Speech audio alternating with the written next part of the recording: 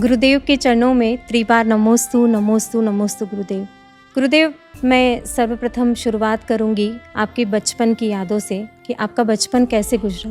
बचपन में जहाँ तक धर्म का संबंध कोई था हमसे, तो निश्चित रूप से बचपन में कोई धर्म से इतना लगाव नहीं था, पर माता पिता और दादा दादी का धर्म के प्रति अधिक झुकाव था। तो जब भी वो कोई धर्म के कार्यक्रमों में या धर्म के स्थानों में जाते थे तो साथ में लेकर के जाते थे। कभी पैसों की कागज़ दे कर के 1 रुपया देंगे, 50 पैसा देंगे, मंदिर जाओगे, तो उस कागज़ में हम कभी मंदिर चले जाते थे। पर कोई ऐसा धर्म का पूजा पाठ, अभिषेक या धर्म के प्रति ऐसी कोई विशेष जागृति नहीं थी।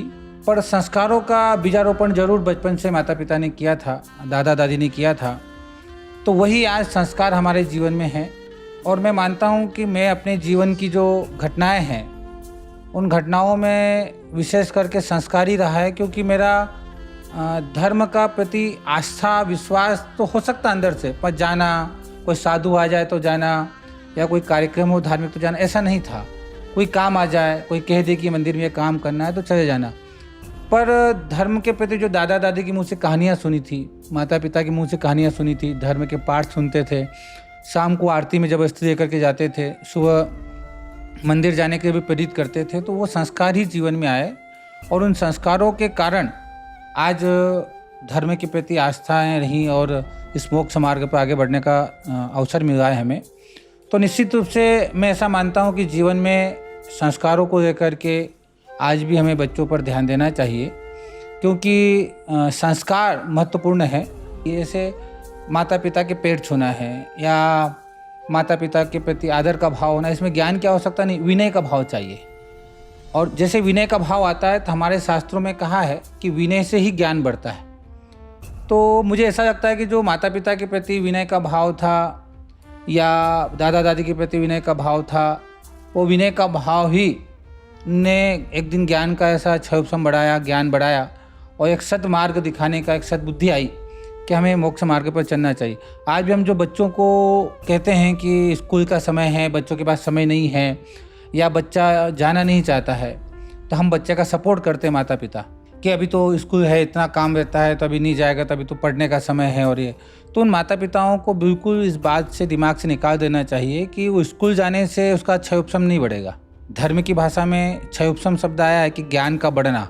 तो निश्चित रूप से वो जितना धर्म की क्रियाओं में लिप्त रहेगा उतना ज्ञान का क्षयोपम बढ़ेगा।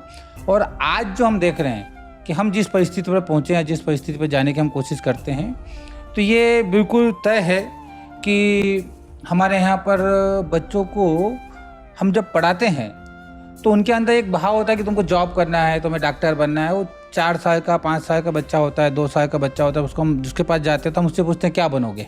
हम इस प्रकार की बातें जो बच्चे के साथ करते हैं, वो बच्चा बहुत छोटा होता है, वो 8 साल तक के बच्चे के साथ जब हम बातें करते हैं तो बच्चे के दिमाग में वो चीज़ें बैठ जाती है और रात दिन पढ़े में लगता है। फिर उसको धर्म की क्रियाएँ, समाज की क्रियाएँ, परिवार के रिश्ते नहीं समझ में आते हैं कि क्या भाई का रिश्ता है, क्या बहन का रिश्ता है, क्या माता पिता का रिश्ता है। उन रिश्तों से बिल्कुल दूर चला जाता है, क्योंकि बचपन से हमने वो संस्कार दिए कि तुमको डॉक्टर है, इंजीनियर है बनना है। पर उसको बचपन से अगर संस्कार देते कि जो तुम पढ़ाई करोगे ये एक नॉलेज यानी ज्ञान प्राप्त करने की एक साधन है कि हम कितना ज्ञान प्राप्त कर सकते हैं, क्योंकि वास्तव में ज्ञान वही है जो ज्ञान सतमार्ग पर लगा दे। माता पिता के प्रति, परिवार में भाई बहन के प्रति, परिवार के रिश्तों के प्रति जो विनय का भाव ला दे, गुरुओं के प्रति विनय का भाव ला दे, धर्म के प्रति विनय का भाव ला दे, वही वास्तव में ज्ञान है। बाकी तो ज्ञान हो ही नहीं सकता, क्योंकि ज्ञान कभी किसी को तोड़ना नहीं सिखाता है।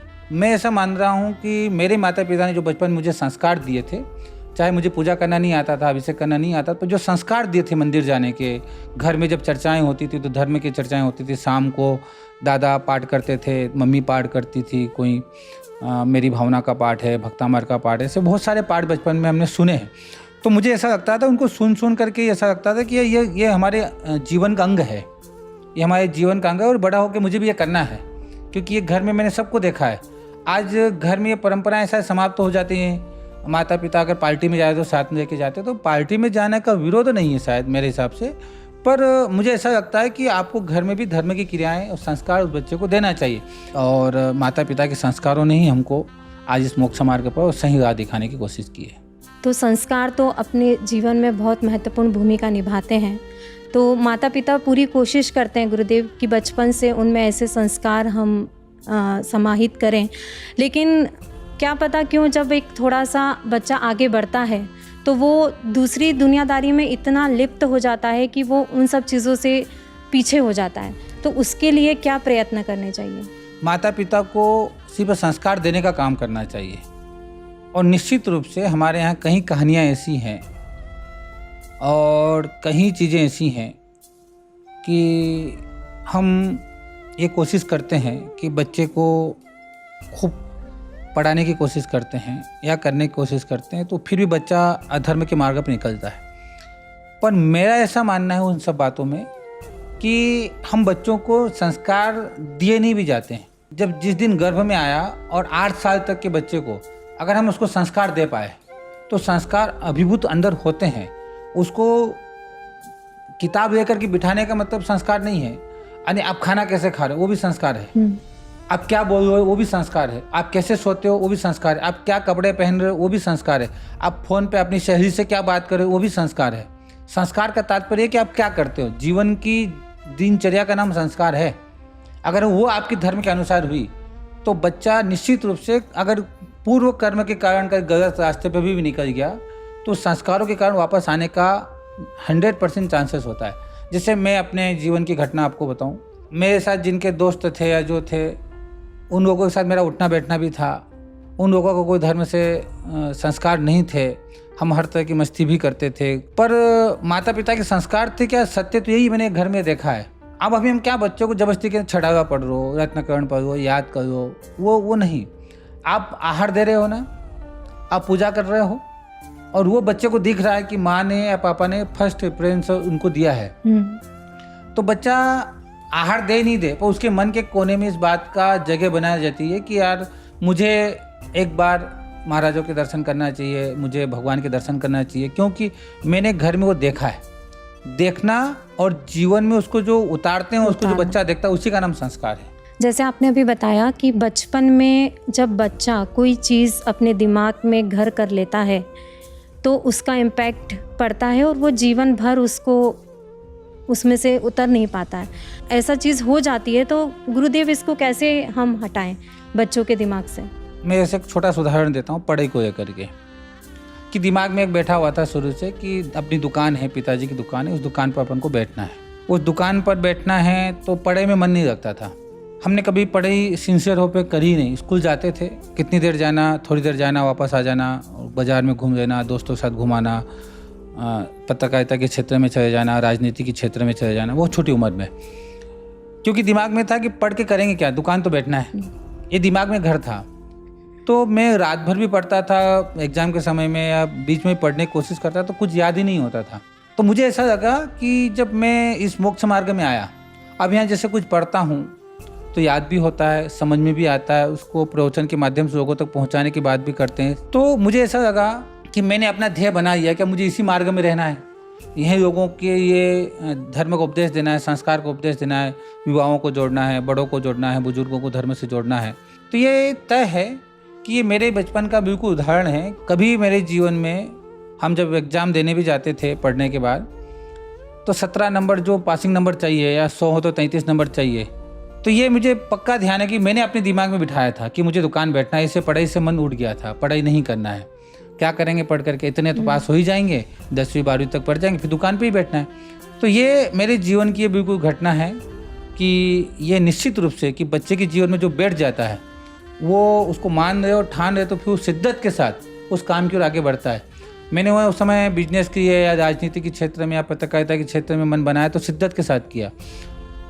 धर्म के क्षेत्र में आया, जब मोक्ष मार्ग में आया, आरूढ़ हुआ, तो यहाँ मैंने बड़ी शिद्दत के साथ ग्रंथों को पढ़ा। और ग्रंथ पढ़ने से ज़्यादा मुझे ऐसा लगता है कि मैं जब चारुकीर्ति भट्टारक जी के स्वामी जी के सन्निधि में आया तो उनकी चर्या को देखा, मैंने उनके काम करने के तरीके को देखा, तो उस तरीके ने मेरा जीवन बदला।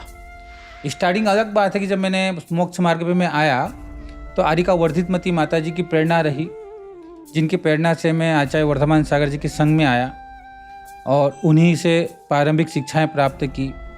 और फिर मैं भट्टारक जी के पास आने स्वामी आचार्य जी की आज्ञा से मैं स्वर्ण बेगवा चला गया। उस समय मस्ताभिषेक का कोई कार्यक्रम शुरू होना था, तो 2-3 साल पहले मैं पहले चला गया और स्वामी जी की कार्यशैली को देखा। तो देख करके, उनकी चर्या को देख करके, उनकी बातों को सुन करके मेरे भी ऐसा लगा कि ज्ञान का छलछम अपने आप बढ़ते गया। और वो जो चीज़ बताते थे उसको एक बार पढ़ता था तो याद हो जाती थी, उसको बोलने का तरीका समझ में आता था कि हमको किस बच्चों से किस तरीके से बात करना है, बड़ों से कैसे बात करना है, बुजुर्गों से कैसे बात करना है। वहाँ विद्वान भी आते थे, पत्रकार भी आते थे। तो वो सारी चीज़ें मुझे ऐसा लगता है कि आपने शिद्दत के साथ करता है, जिद के साथ कोई काम शुरू किया है तो वो संस्कार हमारे जीवन में आते हैं और ये फिर बना लिया तक है कि मुझे इस मार्ग में आगे बढ़ना है और कुछ ज्ञान प्राप्त करना है। तो अब अपने आप याद होता है। और जब वहाँ घर में था तो वहाँ एक लक्ष्य था कि पढ़ के क्या करना है, दुकान बैठना है और इतना तो गणित आ ही जाता है, जोड़ भाग का कि अपन पैसे काटना, लेना, जोड़ना कर सकते हैं।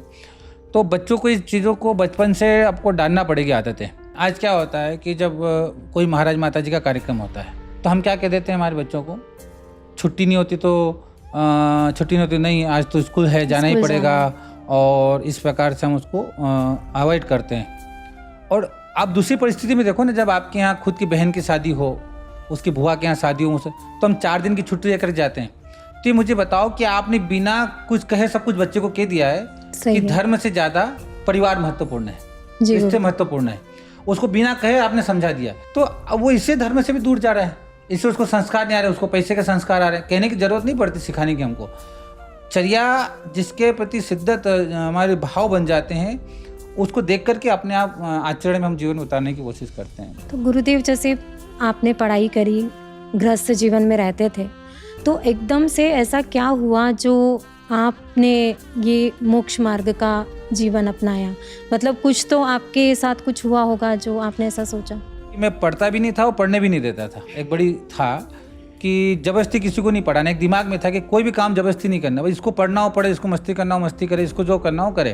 तो इतनी मस्ती कि अगर हम जिस दिन स्कूल नहीं जाएँ तो सर समझते थे, प्रिंसिपल साहब का स्कूल बहुत अच्छी चल जाएगी और स्कूल का लेवल बहुत अच्छा रहेगा। तो सर भी कभी कभी कहते थे कि यार तुम नहीं आओ तो बढ़िया है, हमारी स्कूल अच्छी चल जाएगी। मुझे ध्यान है कि पूरे साल भर में कभी मैंने कोई एक किताब नहीं वापरी होगी। 1 रुपये की किताब बाज़ार से खरीदते थे, 1 पीरियड 2 पीरियड देते थे, वो किताब स्कूल में छोड़, अगले दिन फिर जाना तो नई किताब लेके जाते थे। वो 1 रुपये की आती थी, 10-12 पेज किताब। तो कभी होमवर्क भी नहीं किया। 1-2 टीचर थे जिनका होमवर्क मैं पूरा करता था, बाकी का वो भी इसलिए, वो मैं भी क्या करता था, जो स्कूल में बच्चे थे हमारे साथ के, कुछ लड़कियाँ थी, कुछ लड़के थे, वो लिख के दे देते थे पुस्तक में कि नहीं तो नहीं लिखेंगे, तो इनको उपदेश देने के चक्कर में हमारा पूरा आधा घंटा खराब हो जाएगा, क्योंकि हम नहीं लिख के जाएंगे। तो उस समय ऐसा था कि एक व्यक्ति की टीचर होमवर्क चेक करता है, इसने क्या किया नहीं किया, और फिर जिसको नहीं किया है उसको फिर समझाते थे। इसको समझाएंगे तो पूरा का पूरा सिस्टम हमारा बिगड़ जाएगा। तो कुछ इस डर के मारे भी उसमें लिख देते थे हमारे ये। उसके बाद अगर हमें स्कूल से छोड़ कर चले गए तो या पत्रकारिता के क्षेत्र में मुझे बड़ा इंटरेस्ट था। उस छोटी उम्र में मैं 16 साल का था। तो मन की चाल एक अखबार था, एक लोकस्वामी था, फिर भास्कर में भी वहाँ से ब्यूरो को लिख करके भेजता था। वहाँ अधिकृत रिपोर्टर नहीं था भास्कर का, पर उनको भेजता था तो अच्छी खबरें होती थी। गांव था तो उनके रिपोर्टर भी नहीं थे उस समय, तो उसमें इंटरेस्ट आया लिखने का। हम उस लेवल पर भी जब वहाँ काम करने की कोशिश करते थे, और ये आज हम इस साधु के मार्ग पर हैं। तो उस बीच में एक घटना जरूर घटी, इतनी मस्ती कि हमारे साथ मेरे भाई का एक दोस्त था और हमारे साथ एक लड़की पढ़ती थी, वो मुस्लिम थी। उन दोनों में आपस में प्यार हुआ, तो सब दोस्तों का सहयोग था, तो उसमें हमारा भी कुछ सहयोग था। कहीं जगह हिंदू मुस्लिम की बात भी आ गई थी, तो झगड़े होने के भी डर थे। और 3-4 दिन जब हम थाने पे गए तो लोगों के साथ चौकी पर गए, तो ऐसा लगा कि आगे क्या होगा। हमें भी नहीं पता था कि वो लड़की नाबालिग थी, तो एक अलग तरीका का केस बन गया। तो सोलंकी साहब हमको समझाते थे, छोटे ही थे, 16 साल के, 16.5 साल के। उनका वो पकड़ा गई, उसने बयान बदल दी, तो ये हो जाएगा, ये हो जाएगा। तो एक माइंड चेंज हुआ कि यार अपन ने किसका साथ दिया है। न तो अपन समय धर्म की बात समझते थे कि धर्म क्या होता है, भाई दोनों को शादी करना है तो करे, अपने को क्या दिक्कत है, ऐसा सोच करके उन लोगों का साथ दिया। पूरी टीम थी बच्चों की, हमारी 8-10 लोगों की, जिन्होंने सबने मिल करके साथ दिया। बस उसके बाद थोड़ा सा वैराग्य का भाव हुआ कि धर्म की ओर झुकाव होना चाहिए। और जब वहाँ से हम निकले धर्म के मार्ग पर, जब हम निकलने की कोशिश करने के लिए कोई ऐसा प्लान नहीं किया जाना है, पर हमारे बड़े मामा के लड़के थे जो आज अर्पित सागर जी हैं और एक अपूर सागर जी हैं। तो इन दोनों की गोद भराई गाँव में हुई। तो गांव में जब गोद भराई हुई तो पापा ने कहा कि इनको छोड़ के आओ आगे के गांव में बेड़िया। तो मैं जो कपड़े पहने थे उसी में उनको छोड़ने चला गया। और वहाँ जब बेड़िया गांव में गया तो वहाँ हमारे पत्रकार संघ के अध्यक्ष इंदुर राज जी, तो उन्होंने कहा कि चलो गाड़ी में बैठो, इनको अपन सनावत छोड़ के आते। तो उनके साथ हम सनावत चले गए। वहाँ गए तो मामा का परिवार तो था ही, दीक्षा थी, गोद भराई, पूरा समाज था, मामा का परिवार था। तो उनके साथ 5-7 दिन वहाँ रुक गया। और दीक्षा में जाने के बाद हम वहाँ बिजोया पहुँचे तो वहाँ आरिका वर्धितमती माता जी ने कुछ धर्म की बातें समझाई, कुछ कि फिर वहाँ मन बन गया कि यार अब इस मार्ग पे आना है। तो उसकी शुरुआत हमने 3 साल ब्रह्मचर्य से की थी। 1998 10 फरवरी 1998 की बात है। माता जी ने कहा कि ब्रह्मचर्य रह दो, तो हमने 3 साल का ब्रह्मचर्य उनसे लिया। आने आचार्य श्री के संग में थी माता जी, तो आचार्य श्री 3 साल का ब्रह्मचर्य दिया। और इस बीच में लोकसभा के चुनाव भी आ गए थे। जब मैं यहाँ था तो जिन दोस्तों के साथ मैं काम करता था, एक शांत हो गए तुकाराम जी राठौड़ थे, वो सुभाष जी के बहुत नज़दीकी थे हम कह सकते हैं। तो उन्होंने फ़ोन कराया कि कहाँ है। तो उस समय मोबाइल तो था नहीं। तो बड़े भाई ने कहा कि वो तुकाराम काका का फ़ोन आया था कि कब आएगा वापस। तो मैंने कहा कि अभी आने का मन नहीं है यार, अभी तो यहीं रुकना है मेरे को महाराज के पास। वो आया, फिर कोई ऐसा कारण बना कि घर जाना पड़ा। वो घर जाने के बाद लगा कि नहीं यार वापस जाना है संग में। तो पापा छोड़ने को तैयार नहीं थे, फिर भी हम चले गए पापा के साथ। और जब पापा के साथ गए, पापा छोड़ करके आए, तब भी सब ने कहा कि तो वापस आ जाएगा 2 महीने में, 3 महीने में। पर वो माता जी का स्नेह, प्रेम और वो घटना भी दिमाग में थी कि यार क्या है संसार में इतना क्या, और आखिर में आया क्या, पिताजी की बदनामी, अपनी भी बदनामी, अपन ने क्यों किसी की लड़की को भगाया, यानी सब चीज़ें दिमाग में आई हमारे। और इन चीज़ों ने फिर वैराग्य का भाव दृढ़ किया। और फिर हम माता जी के पास चले गए और महाराज के पास रहे। और एक घटना वैराग्य का कारण वही बना कि बस वो एक अंदर से टंच होना चाहिए, क्या बात आपको चुभ जाती है। तो मुझे वही बात चुभी कि अपन ने ये क्या अनर्थ कर दिया भाई, जिसकी लड़की होगी उसको भी कितना दुख पहुंचा होगा, उसने भी उसको कितना पाल पोस के बड़ा किया होगा। ये बातें उस समय दिमाग में आई थी, तभी वो वैराग्य का भाव बना। और फिर हमने माता जी के प्रेरणा से संग में रहे, वर्धमान साई के पास रहे 2-3 साल। फिर इस बीच में स्वामी जी का आना हुआ। स्वामी जी अपने साथ हमको श्रवण बेळगोळ हो गए।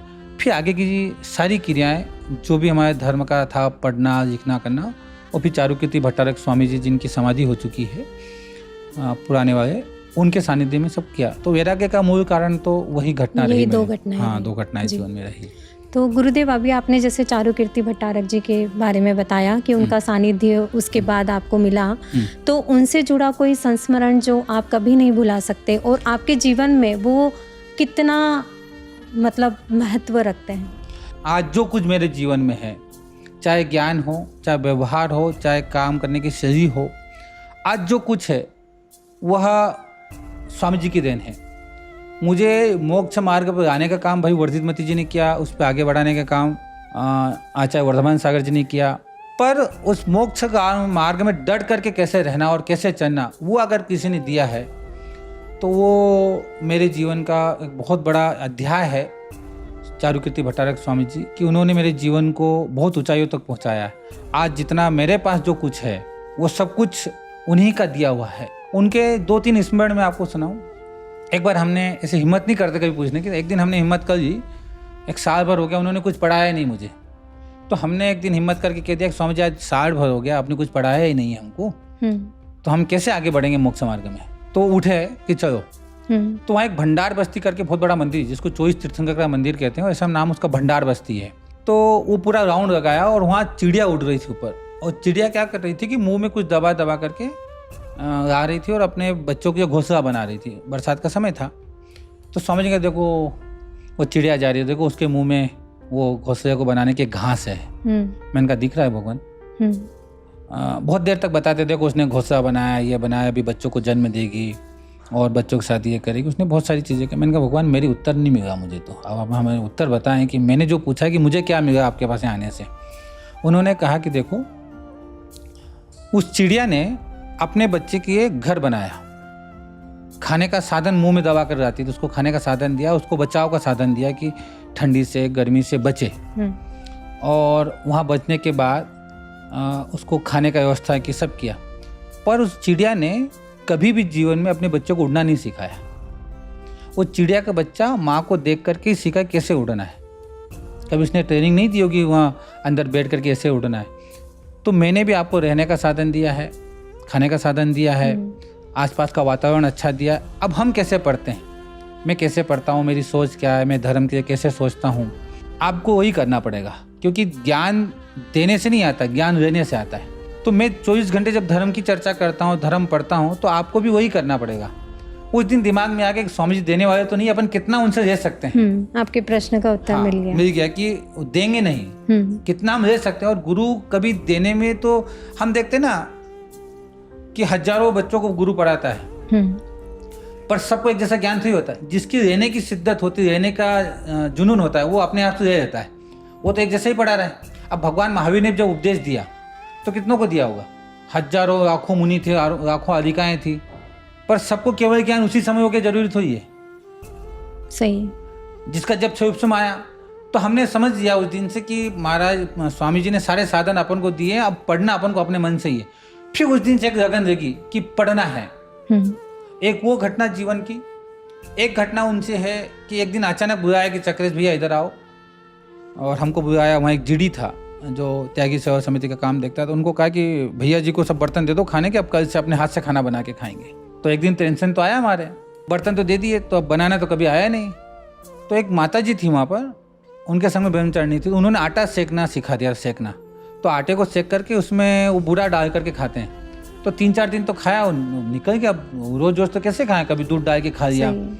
फिर एक दिन हमने कहा कि यार अब तो ये खाना ही पड़ेगा। तो फिर वही गैस चलाया, फिर आटा मसना सीखा, और फिर रोटी बनाने का तो भारत का नक्शा बनता था। जब मैं ब्रह्मचारी था तो उसको कटोरी से काटना, तो वो मैंने कहा यार ये तो महंगा पड़ जाएगा, बहुत दिन भर निकल जाएगा।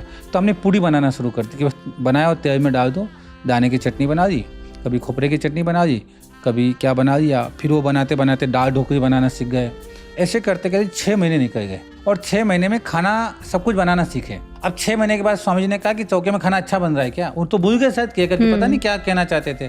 तो हमने कहा भगवान 6 महीने हाथ से बना के खा रहे हैं कि क्यों? मैंने कहा आपने तो आदेश दिया था उस दिन, तो अभी तक हाथ से बना के? उन्होंने कहा हाँ।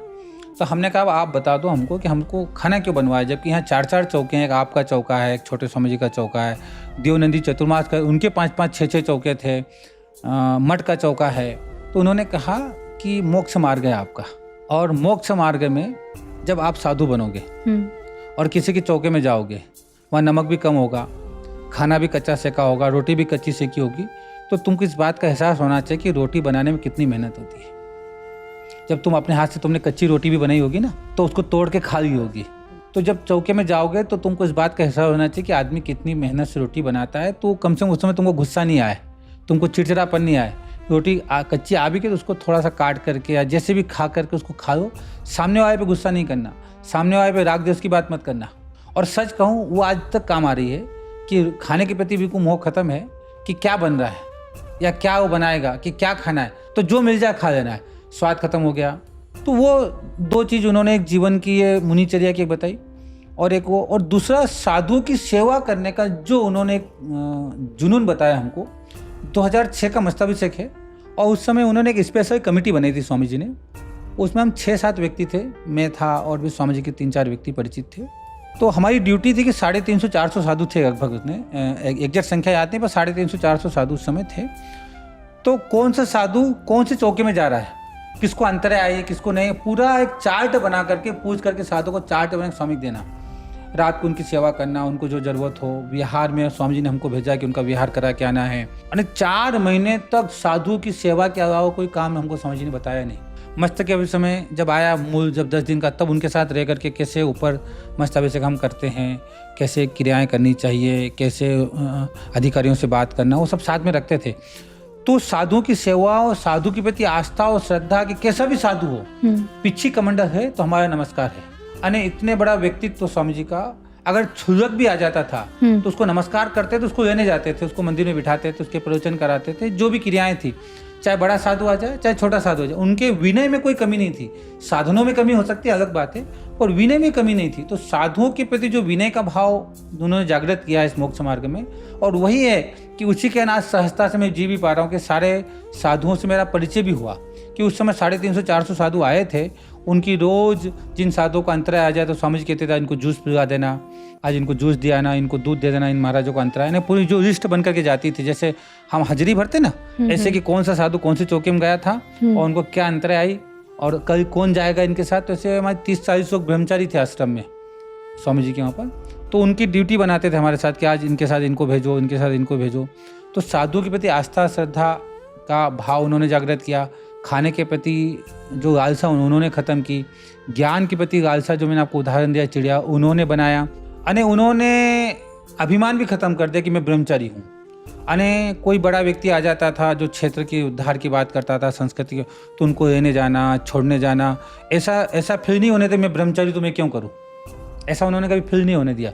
और मुझे बहुत अच्छा लगा कि इतने लोगों की सेवा करने का अवसर मिला ब्रह्मचर्य अवस्था में भी, कि उनको अगर खाना भी खिलाना है तो अपने हाथ से परोसा भी मैंने।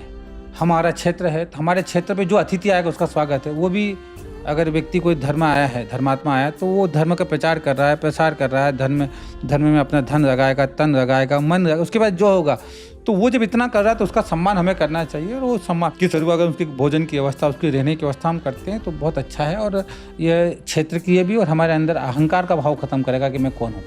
तो वो अहंकार का भाव भी वहाँ से ख़त्म हुआ कि यार क्या करना है। अभी भी बहुत सारे मुझे कहते हैं कि महाराज जी आप बच्चों को साथ खाना उनको दे देते हो या उनको खाने को क्या देते हो। तो मैंने कहा कि यार वो अगर कोई मोक्ष मार्ग में जुड़ रहा है तो उसकी ये हम उसको प्रेरणा दे दें, अपने हाथ से उसको दे भी दें प्रसाद के रूप में, तो मैं मानता हूँ कि पाप नहीं है। क्योंकि बच्चे को इस बात की खुशी है कि महाराज ने मुझे दिया है, उसके अंदर एक अलग फीलिंग आती है। आप दोगे अलग बात है, साधु देगा अलग बात है।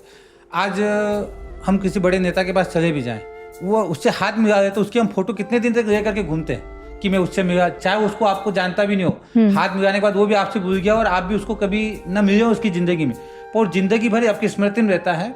और उसकी कोई भी बात आती है तो आपको मन को चुभती है कि नहीं यार उसकी बात को हमको स्वीकार करना चाहिए।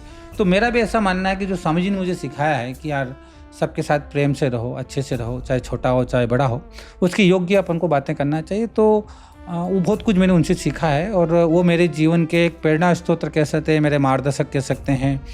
और उन्हीं की प्रेरणा से मुनि बना। उन्होंने मुझे अभिनंदन सागर जी के पास भेजा, क्षुल्लक बनाने की प्रेरणा उन्होंने दी। क्षुल्लक बन करके फिर मैं उनके पास वहाँ भट्टारक अवस्था में रहा और 2008 में अप्रैल में 23 अप्रैल को और 72 घंटे में दीक्षा तय हुई। 18 तारीख को 19 तारीख को उन्होंने कहा कि जाओ अभिनंदन सागर दीक्षा की बात करके। हम आए, महाराज ने भी स्वामी जी का नाम लिया, उन्होंने स्वामी जी की पीए से बात की। वहाँ संग में माता जी थी प्रज्ञामती जी, उन्होंने बात की तो पीए ने कहा कि हाँ स्वामी जी ने भेजा है। उन्होंने दीक्षा दी। 23 अप्रैल को दीक्षा, 72 घंटे में सब कुछ ब्रह्मचारी से क्षुल्लक बन गया।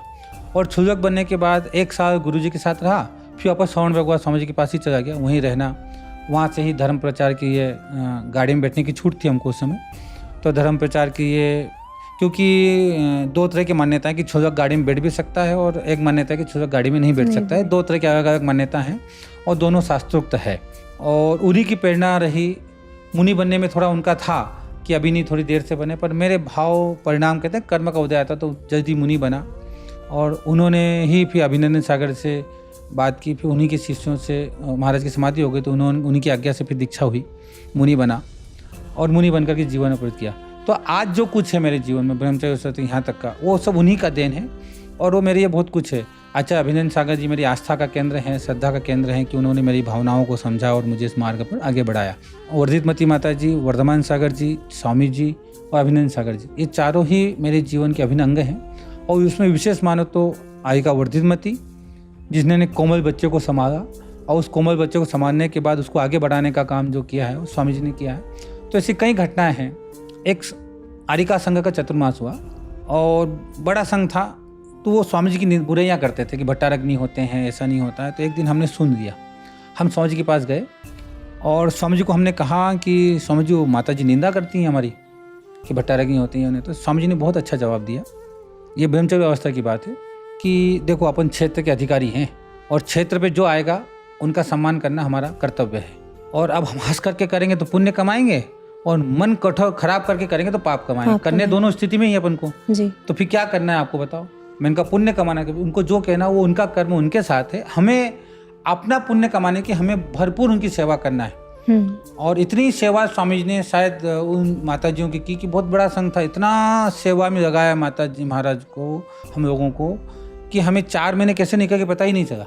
यानी वो कुछ भी कहे, स्वामी जी का हमको नहीं सुनना है, हमें इतना सुनना है कि उनके हाथ में पिच्छी कमंडल है और उन पिच्छी कमंडलों की रक्षा, उनकी सेवा हमारा धर्म है, हमारा कर्तव्य हम भट्टा रखें और धर्म की रक्षा हमारा है और धर्म उनके निमित्त चल रहा है। आज वो मुनि आरिका बने हैं तो उनसे धर्म की प्रभावना हो रही है और वो हैं तो धर्म है, इससे धर्मधाराओं की रक्षा करना, उनका सहयोग करना, उनकी सेवा करना, ये हमारा कर्तव्य है। तो उस दिन से एक भी शिक्षा हमको ये भी समझ मिली कि यार अपने कोई कुछ भी करता रहे, कोई भी कहता रहे, हमें उसके लिए क्या करना है वो आप देख लो, हमें उसके लिए कितना अच्छा से अच्छा हम कर सकते हैं वो हमें करना चाहिए। और वो प्रेरणा मुझे वहाँ से मिली और मैंने उस बात को जीवन में उतारा भी है।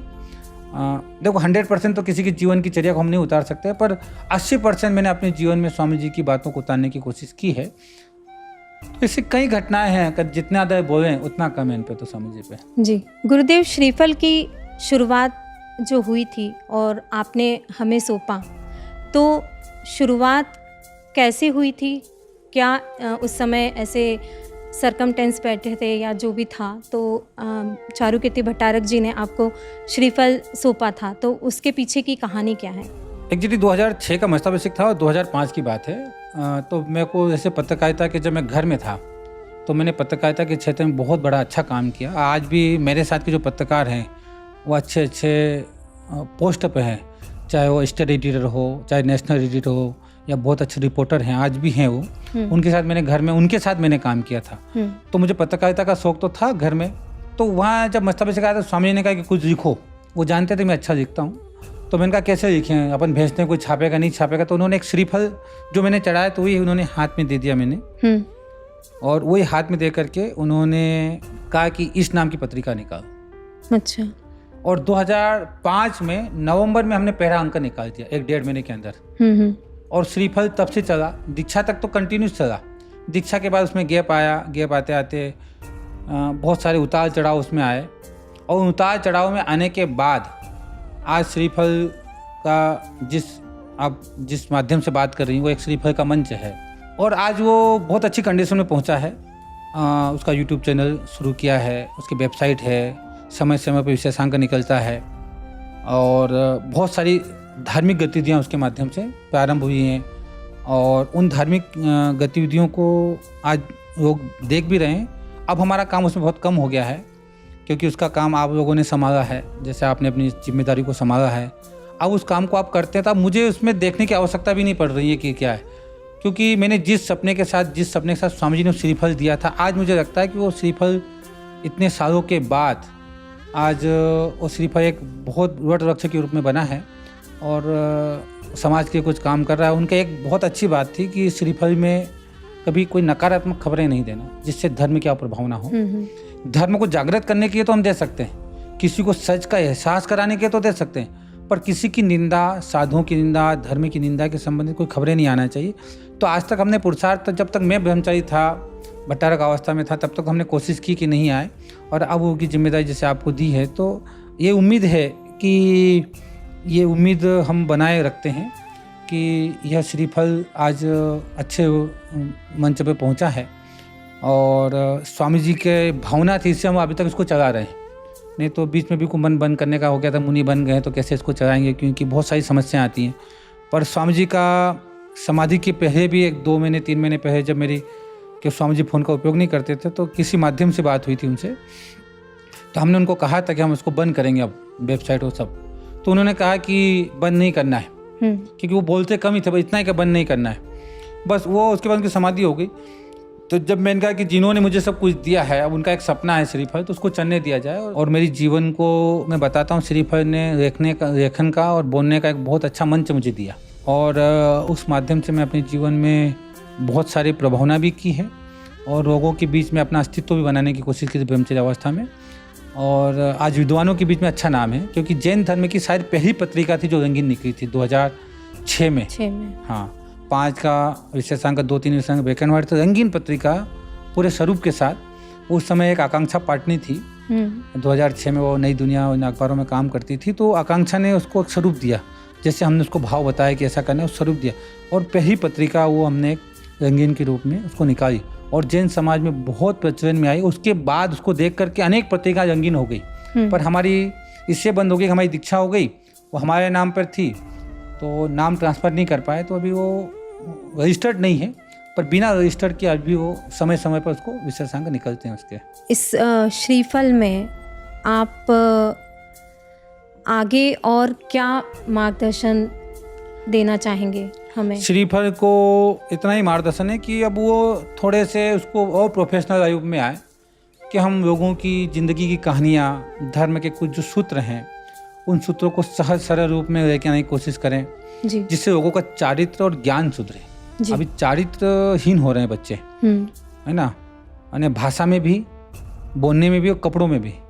तो आए लोगों की सफलता की कहानियाँ, जो भी कुछ जीरो था वो हीरो बना, जो साधु ऐसे थे कि जिनके जीवन में कुछ नहीं था, आज उन साधु ने अपने नाम पे ऊंचाइयों पर पहुँचा है, जिन्होंने अपने गृहस्थ जीवन में बहुत अच्छे काम किए, दान के, मंदिर बनाए हैं, धर्म को बचाने की कोशिश किए हैं।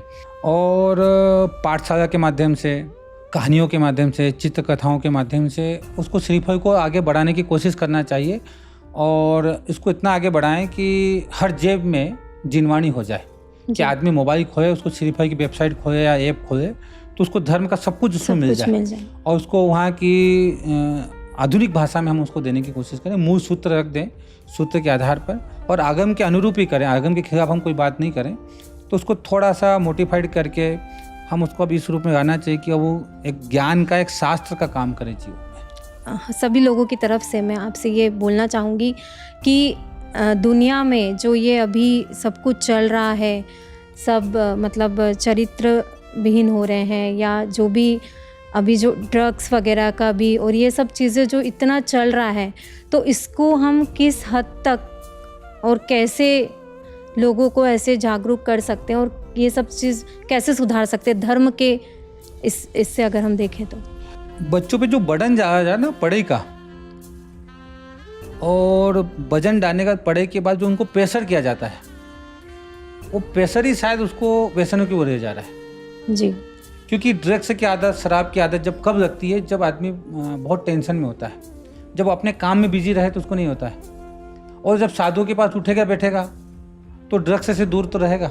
मुनि बने ना बने, मंदिर जाए ना जाए, पर वो मुनियों के प्रति उसकी आस्था श्रद्धा तो बनेगी।